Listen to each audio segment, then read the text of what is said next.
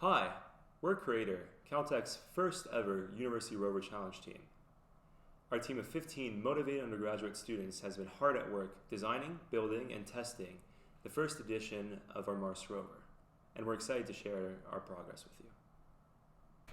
The CRATER Drive and Chassis sub-team's main objective was to design, manufacture, and test a robust mechanical design capable of reliable performance across a wide variety of terrains.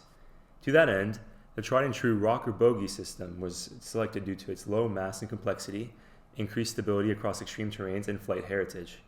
Our particular implementation further prioritizes reducing system mass and complexity, being primarily constructed out of hollow aluminum 6061 tubing and plates.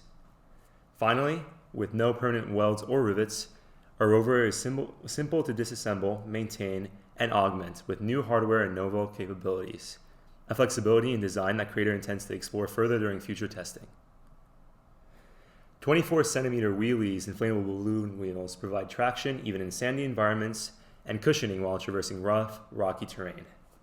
The differential bar inverts the rotation of one rocker and transfers it to the opposite rocker, increasing stability and allowing for the rover to scale obstacles of height twice its wheel diameter.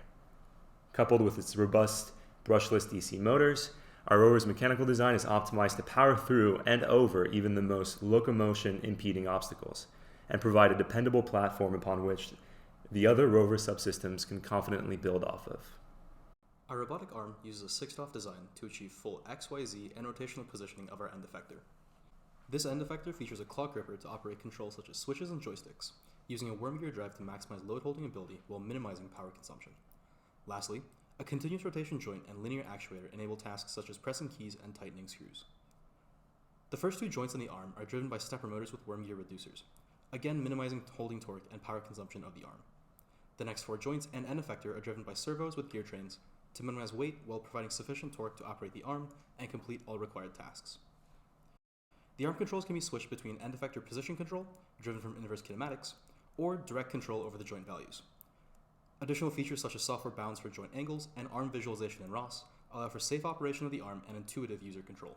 Our electronics centered around supporting our numerous actuators and sensors on our rover while delivering reliable power and signal throughout the system. We also aimed to increase interchangeability for components within the system for easy repair and replacement. We achieved this by designing a network of off-the-shelf power converters and motor controllers that minimize space and cost. To increase power efficiency, we implemented an active balancing BMS that ensures uniform discharge from each of the cells. This specific battery management system has the capability to give us data about each of the cell states via Bluetooth or, for longer ranges, RS-485. Additionally, our single-point grounding scheme makes signal propagation robust to EMI. For communications, we have two channels, 2.4 GHz for high bandwidth and 900 MHz for lower bandwidth without guaranteed line of sight. This redundancy creates a robust communication system for the rover. We are using ROS2 for the communication system. ROS2 communicates between the base station laptop and the NX on the rover. It also communicates between the NX and the Feather, Radio LoRa, as well as the Arduino on it. ROS was not only utilized for the long-range communications, but was also utilized in connecting the Jetson Xavier NX to its many peripherals. For both odometry and the manipulator arm, the control motors had to be connected to the GPIO pins on an Arduino Mega, which was connected to the Jetson NX over a ROS serial bridge. For the end effector, Dynamixel motors were connected directly over USB, as were the LiDAR and Z camera used for the Autonomy mission. For Autonomy, we used a combination of point cloud and laser scan data to create a comprehensive map of the rover's environment. Along with the IMU, this data allows us to create a map of the locations the rover has been to while simultaneously deciphering the rover's location relative to that map.